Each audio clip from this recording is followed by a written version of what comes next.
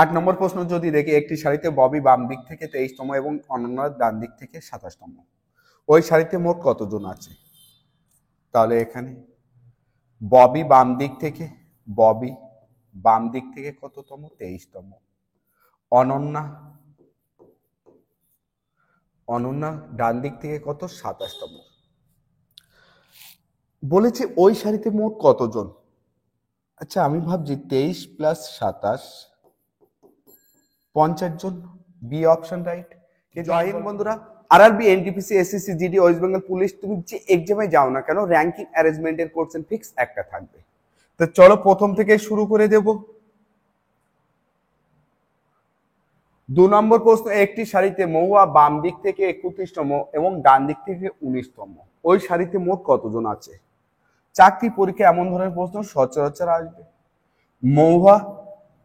মহুয়া এখানে তোমার বাঁ হাত, এই জন্য এটা বাঁ দিক থেকে, আর ডান হাত এই জন্য এটা ডান দিক থেকে।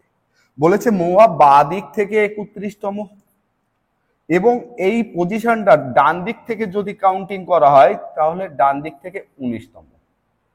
ওই সারিতে মোট কতজন আছে?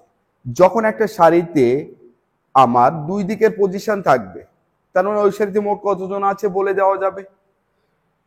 তাহলে আমার করণীয়, এখান থেকে এই পর্যন্ত কত? 31, এখান থেকে এই পর্যন্ত 19 যোগ করে দিচ্ছি। আচ্ছা, যোগ করে দেওয়ার ফলে দেখো, এখান থেকে বাঁ দিক থেকে একবার মহুয়াকে কাউন্টিং করে দিয়েছি, ডান দিক থেকেও ঠিক যখন কাউন্টিং হচ্ছে মহুয়াকে আবার কাউন্ট করে দিয়েছি। তাহলে মহুয়া কবার কাউন্টিং এ গিয়েছে? দুবার। আচ্ছা, একটা সারিতে একটা মানুষ একবারের বেশি কাউন্টিং এ আসতে পারে না, নিশ্চয়ই একবারই কাউন্টিং হবে। তাহলে এক্ষেত্রে 1 বিয়োগ হবে। 1 যদি বিয়োগ হয় 31 আর 19 যদি যোগ করা হয় 50, 50 থেকে 1 বিয়োগ হবে 49। তাহলে ওই সারিতে মোট কতজন আছে? 49। তাহলে এই টাইপের কোশ্চেন যদি আসে, এত কিছু করার দরকার নেই। চাকরি পরীক্ষায় গিয়েছি, শুধু দেখবো যে একটা সারিতে মহুয়া বাম দিক থেকে 31তম এবং ডান দিক থেকে 19তম। যখনই ওই সারিতে মোট কাউন্টিং করতে বলেছি, এখানে কি করেছি? যোগ, তার উল্টো সাইন বিয়োগ হয় 1। এখানে যদি বিয়োগ হতো এখানে যোগ, এখানে যোগ আছে, যোগ থাকার সাথে সাথে 1 বিয়োগ, যদি এখানে বিয়োগ হতো তাহলে সাথে সাথে 1 যোগ। এটা মাথায় রাখবে। রাইট অ্যান্সার কত হয়ে যাচ্ছে? সেই 49। ক্লিয়ার? 3 নম্বর প্রশ্ন, একটি সারিতে তন্নি বাম দিক থেকে 21তম এবং ডান দিক থেকে 18তম, ওই সারিতে মোট কতজন আছে? যখন একটু আগে প্রশ্নটা বুক করে দিয়েছি, 2 নম্বর প্রশ্ন যদি তুমি বুঝতে পারো, জাস্ট তোমার টাইপিং করতে যে সময় লাগবে সেই টাইপিং করা টাইমের মধ্যেই তুমি ABCD 4টে অপশনের মধ্যে রাইট অ্যান্সার লিখে জানাবে কমেন্ট বক্সে। 4 নম্বর প্রশ্ন বলছে, একটি সারিতে মোট 75 জন বালক আছে। রিপন ডান দিক থেকে 37তম হলে রিপন বাম দিক থেকে কত? এই টোটাল একটা সারি, যে সারির টোটাল 75 জন স্টুডেন্ট আছে। এখন রিপন এখানে আছে, রিপন ডান দিক থেকে, ডান দিক মানে ডান হাতে এই সাইড, ডান দিক থেকে কততম? 37তম পজিশনে আছে। এখন প্রশ্ন করেছে রিপন এটা বাঁ সাইডে রিপনের পজিশন এখানে কততম। তাহলে এই টাইপের যখন প্রশ্ন আসবে, টোটাল তো এই সারিতে মোট 75 জন, তার থেকে একজনও বেশি নেই। তাহলে 75 থেকে এখান থেকে রিপনের পজিশন কত? 37। যেই বিয়োগ করে দিয়েছো, দেখো এখান থেকে 37 বিয়োগ করেছো মানে রিপনও বাদ দিয়েছে, কিন্তু রিপনকে তো ওই সাইডে রাখতে হবে। যখন তুমি ওকে ডান সাইডে বাঁ সাইডে গুনবে, তখন রিপনকে তো রাখতে হবে। যখন বিয়োগ করে দিয়েছো রিপন বাদ গিয়েছে, তাই আবার 1 যোগ করে দেবে।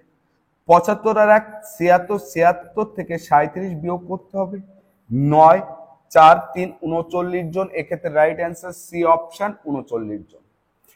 আচ্ছা, পরীক্ষা সেন্টারে এই প্রশ্ন আসার সাথে সাথে আমার দেখতে হবে ওই সারিতে কতজন আছে? 75 মোট। তার থেকে যে কোনো একটা দিকের ডিরেকশন থেকে তার স্থান বলে দেওয়া আছে কত? 37তম। তাহলে মোট থেকে 37 বিয়োগ করো, যেই বিয়োগ করেছে এখানে কি সম্পর্ক? সাইন কি হয়েছে? বিয়োগ, সাথে সাথে 1 যোগ। সাথে সাথে যেই এক যোগ করবো রেজাল্ট আমার তৈরি হয়ে যাবে, কনফিউশন কখনো আর থাকবে না। তাহলে মনে রাখতে হবে যখনই যোগ করব এক বিয়োগ, যখনই বিয়োগ করব এক যোগ। তবে টার্ম অ্যান্ড কন্ডিশন একটা জায়গায় হয় না, এটাও মাথায় রাখবে। 5 নম্বর প্রশ্ন, একটি সারিতে মোট 60 জন বালক আছে, মুক্তা বাম দিক থেকে 19তম হলে ডান দিক থেকে কততম? 41, 42, 40, 39। যদি তুমি 4 নম্বর প্রশ্ন বুঝতে পারো তাহলে 5 নম্বর প্রশ্ন অ্যান্সার অবশ্যই তোমাকে কমেন্ট বক্সে লিখে জানাতে হবে। তার কারণ বাম দিক বলুক ডান দিক বলুক যায় আসে না, মোট যখন দেওয়া আছে একদিনের ডিরেকশন দেওয়া আছে, একদিকে ডিরেকশন দেওয়া আছে, অপর দিকে ডিরেকশন বার করতে হবে, কি করতে হবে এক্ষুনি তোমাকে আমি বুঝিয়ে দিয়েছি। নম্বর প্রশ্ন বলছে একটি ক্লাসে মোট 80 জন ছাত্রছাত্রী আছে 3:5 অনুপাতে। তিশা প্রথম দিক থেকে 17তম এবং তিশার সামনে 9 জন ছাত্র থাকলে তিশার পরে কতজন ছাত্রী আছে? যদি এই প্রশ্নটা সলভ করি, একটা ক্লাসের কথা বলেছে, মোট কত? 80 জন। তিশা প্রথম দিক থেকে 17তম, তিশা প্রথম দিক থেকে 17তম আছে তিশা, এবং তিশার সামনে 9 জন ছাত্র আছে, 9 জন ছাত্র আছে তিশার সামনে। তিশার পরে কতজন ছাত্রী আছে করতে বলছে। আচ্ছা, টোটাল 80 জন বয়েজ অ্যান্ড গার্লস কি অনুপাতে আছে? 3:5 অনুপাতে। 5 আর 3 অনুপাতের সমষ্টি কত হয়? 5 আর 3 কত? 8, 8 দিয়ে ভাগ করলে 1 ইউনিট সমান 10, 3 10 কে 30, 5 10 কে 50, 3 10 কে 30, 5 10 কে 50। তার মানে 30 জন বালক এবং 50 জন বালিকা আছে 80 জনের মধ্যে। এখন 50 জন বালিকার মধ্যে 9 জন ছাত্র তিশার আগে আছে, আর তিশার র্যাঙ্ক ওপর দিক থেকে 17তম। তাহলে বালিকা আছে প্রথম দিক থেকে 17তমর মধ্যে কতজন বালিকা আছে? 8 জন বালিকা আছে। 17 থেকে যদি 9 বিয়োগ করা হয় 9 জন বালক, তাহলে 9 জন বালককে যদি বাদ দিয়ে দাও তাহলে ওখানে কারা পড়ে থাকবে? নিশ্চয় প্রত্যেকটা মেয়ে। তাহলে 17 থেকে যদি 9 বিয়োগ করা হয় এক্ষেত্রে কত? 8 জন, 8 জন মেয়ে আছে প্রথম থেকে 17 নাম্বার রোলের মধ্যে। তাহলে নিচের থেকে মানে শেষ থেকে ওই 80 জনের মধ্যে শেষ থেকে, তার মানে অ্যাকচুয়ালি বালিকা তো টোটাল 50। তাহলে 50 থেকে 8 42। আচ্ছা, এই যে 42 হয়েছে, চেয়েছে কি তিশার পরে। যদি তিশা সমেত কাউন্টিং করতাম তাহলে 43 হয়ে যেত, কারণ তিশাকে কাউন্টিং রাখতে হতো। কিন্তু বলেছে তিশার পরে, তার মানে তিশাকে কাউন্টিং করা যাবে না।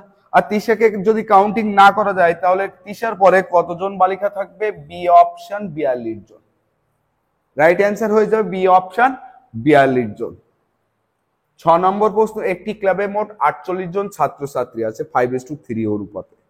সমীর প্রথম দিক থেকে 9তম এবং সমীরের সামনে 4 জন ছাত্রী থাকলে সমীরের পরে কতজন ছাত্র আছে? তাহলে এক্ষেত্রে 6 নম্বর প্রশ্ন যদি দেখো, 6 নম্বর প্রশ্নের অ্যান্সারও আমি তোমাকে বলবো কমেন্ট বক্সে লিখে জানাতে হবে। তার কারণ 1 নম্বর প্রশ্নই 6 নম্বর প্রশ্নের অনুরূপ। যদি তুমি বুঝতে পারো তাহলে 6 নম্বর প্রশ্নের অ্যান্সারও কমেন্ট বক্সে লিখে জানাবে। তার কারণ 7 আর 8 প্রশ্ন আমাকে সলভ করতে হবে।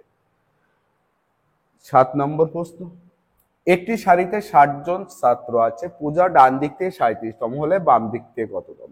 8 নম্বর প্রশ্ন যদি দেখি, একটি সারিতে ববি বাম দিক থেকে 23তম এবং অনন্যা ডান দিক থেকে 27তম, ওই সারিতে মোট কতজন আছে?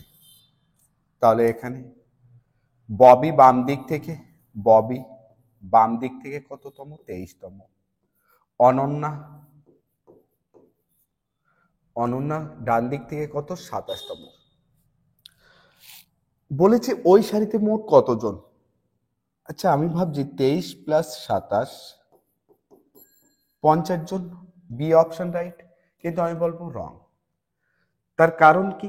এই সারিতে মোট কতজন আছে এটা যদি নির্ণয় করতে হয় আগে এদের মধ্যে কতজন আছে সেটা আগে আমাকে স্পষ্ট করে বলতে হবে। ভালো করে ভাবো, ববি আর অনন্যা যদি বয়ফ্রেন্ড গার্লফ্রেন্ড হয়, এদের মধ্যে কাউকে বসতে দেবে? হাড্ডি কা কাবাব কারো হতে দেবে? কখনো সম্ভব না। তার মানে এদের মধ্যে কাউকে আর বসতে না দিতে পারে। যদি এরা ফ্রেন্ড হয় তাহলে ববির গার্লফ্রেন্ড অনন্যার বয়ফ্রেন্ড বসতে পারে, এমনকি এর ফ্রেন্ড আবার বসতে পারে, মানে গার্লফ্রেন্ড বয়ফ্রেন্ডের ফ্রেন্ড। তা এইভাবে যদি বসে এদের মধ্যে কাউকে না বসতেও দিতে পারে। এদের মধ্যে 5 জনকে বসতে দিতে পারে, এদের মধ্যে 10 জনকে বসতে দিতে পারে, এদের মধ্যে 100 জনকে বসতে দিতে পারে, এদের মধ্যে 1000 জনকে বসতে দিতে পারে, কিন্তু স্পষ্ট করে বলা নেই এদের মধ্যে আদৌ কেউ বসে আছে না কতজন বসে আছে। আর যখন বলা নেই তাহলে ওই সারিতে মোট কতজন আছে, মোটের কথা বললে রাইট অ্যান্সার হয়ে যাবে ডি, অনন্যেয়, অনির্ণেয় রাইট অ্যান্সার হয়ে যাবে। কিন্তু কখন বি রাইট অ্যান্সার হবে? যদি এখানে প্রশ্ন করে ওই সারিতে সর্বনিম্ন সর্বনিম্ন কতজন আছে, সর্বনিম্নর কথা যদি বলা হয় তাহলে ভাবতে হবে ববি আর অনন্যা বয়ফ্রেন্ড গার্লফ্রেন্ড, আর বয়ফ্রেন্ড গার্লফ্রেন্ডের মধ্যে হাড্ডি কা কাবাব কারোর হতে দেবে না, আর না হতে দেওয়ার জন্য 23 + 27 যোগ করে 50, এক্ষেত্রে রাইট অ্যান্সার হয়ে যাবে। কিন্তু যে প্রশ্ন সাজানো হয়েছে মোট কতজন, এক্ষেত্রে অনির্ণেয়, কারণ মাঝখানে কতজন বসেছে এটা অবশ্যই প্রশ্নে গিভেন করতে হবে, আর প্রশ্নে যখন গিভেন করা নেই অনির্ণেয়।